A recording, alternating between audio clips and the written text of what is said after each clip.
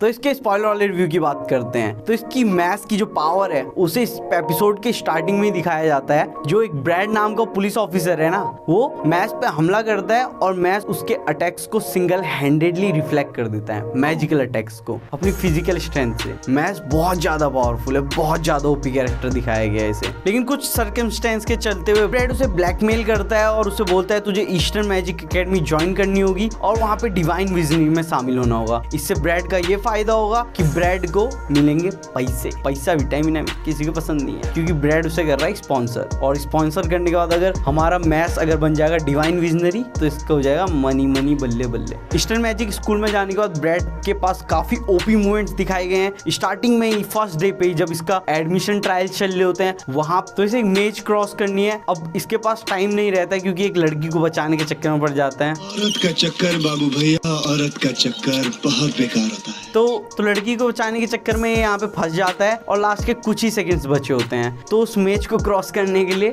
जो अपना मैश है वो सिंगल एक साइड की दीवारों को तोड़ता हुआ चले जाता है अपने मुक्कों से। बहुत ही ज्यादा स्ट्रॉन्ग से दिखाए गए हैं यहाँ पे, बहुत ही ज्यादा ओपी मूवमेंट दिखाए गए हैं स्टार्टिंग के एपिसोड्स में।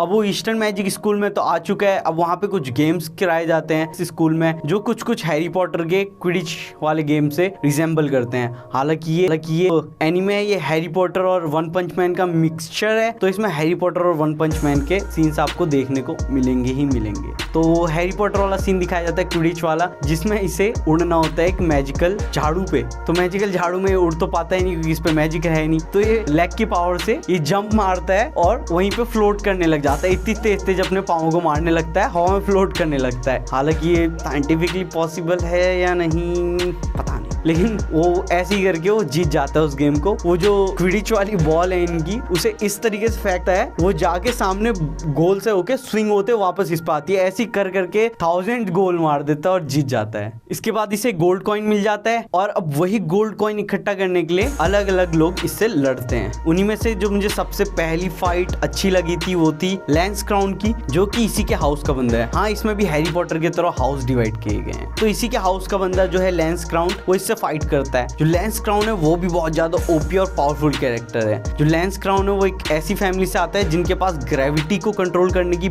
मैजिक एबिलिटी होती है। इसमें अलग अलग बंदों के पास अलग अलग स्पेशल टाइप की मैजिक एबिलिटी है जो कि आपको याद दिलाएंगी माय हीरो अकेडमी की। हाँ, तो अब इस पे ग्रेविटी को कंट्रोल करने की पावर है और ये भी डिवाइन विजनरी बनना चाहता है क्योंकि इसे अपनी सिस्टर को बचाना है और ये अपनी सिस्टर से बहुत ज़्यादा प्यार करता है। अपनी सिस्टर को बचाने के लिए डिवाइन विजनरी बनना चाहता है और मैस को चैलेंज करता है ताकि उससे गोल्ड कॉइन छीन सके। अब उस फाइट में इतना ज़्यादा मैस को पावरफुल दिखाया गया है। जो ग्रेविटी वाला अटैक है, मैस फुली ग्रेविटी के अंदर बिल्कुल ही दब रहा होता है, बिल्कुल ही मतलब पिचक रहा होता है। अपनी फिजिकल स्ट्रेंथ से मैस उस ग्रेविटी को क्रॉस करके इतनी तेज भागता है कि मुझे वन पंच मैन का वाला सीन याद आ जाता है जब उसे ग्रॉस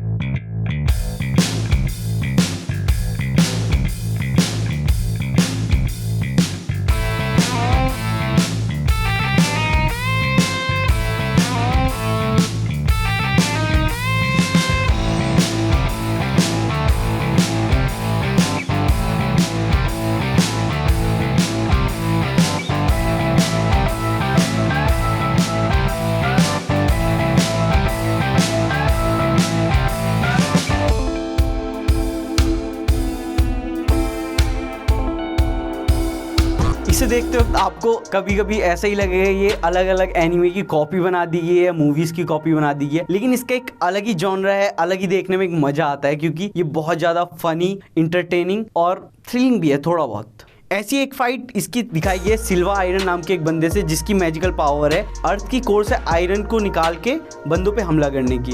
लेकिन मैश इतना ज़्यादा पावरफुल है वो बड़े बड़े आयरन के पीसेस को एक पंच से तोड़ देता है। इसके बाद सिल्वा आयरन जो है अपने टीम लीडर एबल वॉकर के पास जाता है और एबल वॉकर जो है वो बंदों को डॉल बनाने की एक मैजिकल पावर रखता है और वो सिल्वा आयरन को पकड़ के डॉल बना देता है। अब गलती से जो हमारा मैश है वो भी उसी कमरे में घुस जाता है जहाँ पे सिल्वा आयरन की डॉल बनाई गई है अपने एबल वॉकर द्वारा। तो एबल वॉकर उसे डॉल से फाइट कराता है। अब वहाँ पे बंदे को अपने जो मैश है इनोसेंट या डम जो भी बोल लो वो दिखाया गया है। उसे अभी तक ये नहीं पता कि डोर को खोलने के लिए पुश करना है या पुल करना है। तो एबल वॉकर के रूम में घुस जाता है डोर को तोड़ के और वहाँ पे होता है अपना सिल्वा आयरन जिसकी बनी हुई है डॉल, और जो एबल वॉकर है वो अपनी डॉल से एक तरीके से फाइट करा सकता है ऐसे कठपुतली बना के। उसे देखते वक्त मुझे नारुतो के सासोरी वाली फाइट की याद आती है जहाँ पे वो भी डॉल को कंट्रोल करके फाइट कर रहा होता है। हालांकि इसमें उतना ज्यादा पावरफुल नहीं दिखाया गया है जितना सिसोरी को दिखाया गया है। तो एबल वॉकर भी उसी जो अपना सिल्वा आयरन है उसकी डॉल से उसे हमला कर रहा होता है। तो जो अपना मैश है उस डॉल के जो थ्रेड्स होते हैं तो उसे तोड़ देता है और सिल्वा को उस मैजिक से आजाद कर देता है। तो डॉल जमीन में गिर जाती है और अपने मैशल को ध्यान ही नहीं होता उसने डॉल को तोड़ा है और उसी डॉल के ऊपर पाँव रखता है और बोलते हैं ये बंदा कहाँ से आ गया, क्योंकि मैजिक तो छूट चुका है। तो सिल्वा अपनी असली फॉर्म में आ जाता है। तो उसे लगता है ये बंदा कहाँ से आ गया, इससे तो मैंने फाइट की थी। वो इतना इनोसेंट है या डम जो भी बोल लो, उसे पता ही नहीं चलता इसे मैंने ही छुड़ाया है। अभी बोलता है बंदा कौन पड़ा है जमीन पे बे, ऐसे करके बोलता है सेम इसी भाषा में, मतलब इसी भाषा में तो नहीं, मतलब ऐसे ही बोलता है। और इसके बाद उसे वो हॉस्पिटल में जाके एडमिट कर देता है जो भी करता है। और एबल वॉकर से यहाँ पे उसकी दुश्मनी हो चुकी है। तो एबल वॉकर जो अपने गोल्ड कॉइन है उन्हें इकट्ठा करने के लिए अपनी टीम के 3-4 बंदों को इनके पीछे भेज देता है। और वहीं पे एक और ओपी फाइट दिखाई गई है इनके सभी टीम मेंबर्स की, क्योंकि वो सभी टीम मेंबर्स को कैप्चर कर लिया जाता है। तो जो दूसरे हाउस के बंदे हैं वो इस हाउस के बंदों को चैलेंज कर रहे होते हैं। तो इन्हीं में से ओपी फाइट्स दिखाई गई हैं अपने अलग अलग कैरेक्टर्स की, लैंस की और अपने लैंस क्राउन की, मैशल की। लेकिन जो मैशल की फाइट होती है वो बहुत ही ज़्यादा ओपी होती है। इसमें मैशल एबिस रेजर नाम के एक बंदे से लड़ता है जिससे वो पहले भी लड़ चुका है, वो भी बहुत ज़्यादा पावरफुल है। एबिस रेजर बहुत ज़्यादा ओपी कैरेक्टर, बहुत ही ज़्यादा पावरफुल है। उससे लड़ता है और उससे लड़ते हुए जो उसकी फाइट में दिखाया गया ना, वो फाइट पता है कैसे करता है, अपने मसल्स के नाम लेता है, जैसे ट्राइसेप, बाइसेप या क्वाड्स, ऐसे करके नाम लेके उन मसल को एक्टिवेट करके उन मसल से हमला कर रहा होता है। वो सुनते हुए एक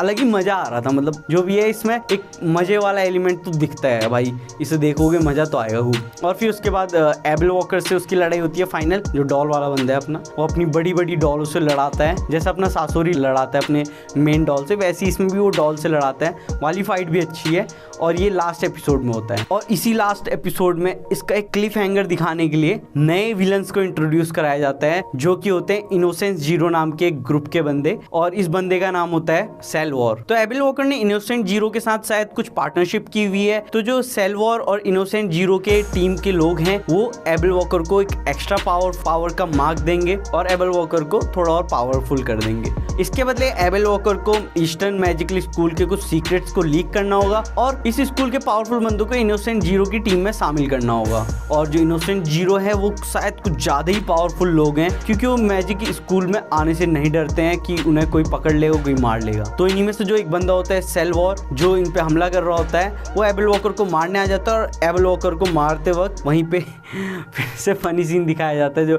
मैशल होता है वो अपने क्रीम पफ ऐसे स्नीच करके उसके मुंह पे फेंक देता है सेलवॉर के, और सेलवॉर उन्हें छटक देता है और अपना मैशल को तो पसंद है क्रीम पफ, वो गुस्से में आ जाता है और गुस्से में लड़ाई कर देता है। और फिर इसी में ही पे फाइट में जो सेलवॉर है वो एबल को मारने की कोशिश करता है और मैशल उसे बचाने की कोशिश करता है। इसी में मैशल थोड़ा बहुत घायल भी हो जाता है, लेकिन जो सेलवॉर है उसकी पावर खत्म होने लगती है, तो सेलवॉर को वापस जाना पड़ता है। शायद मेरे हिसाब से सेलवॉर की जो पावर है वो आर्टिफिशियल पावर है या वो मैशल के सामने वीक पड़ने लगती है। तो यहीं पे क्लिफ हैंगर में इस एनिमे को खत्म किया गया है और साथ ही साथ लोगों को ये भी पता चल जाता है अपने मैशल के पास कोई भी मैजिकल पावर नहीं है। और साथ ही साथ जो सेलवॉर है वो अपने फादर के पास चले जाता है और शायद वो कोई एक अलग ही डायमेंशन है, क्या है, अलग डायमेंशन से आता है। वो तो अभी मैं इसकी मांगा पढ़ रहा हूँ, मांगा पढ़ के ही मुझे पता चलेगा। लेकिन इसके जो फर्स्ट चैप्टर है इसके बाद का वो मैंने पढ़ लिया है। उसमें मुझे अभी तक जो पता चला है, जो अपना मैशल है वो इस क्राइसिस से जूझ रहा है कि उसकी जो आइडेंटिटी है वो रिवील हो चुकी है कि वो मैजिक यूज नहीं कर सकता। इसके मात्र 12 एपिसोड है, आपको इसे देखने में मजा तो आने ही वाला है। और अगर आपको ऐसा ही मजा इस वीडियो को देखने में भी आया है तो इस चैनल को सब्सक्राइब करें, नहीं भी आया तभी भी लाइक करें, आया है तभी भी लाइक करें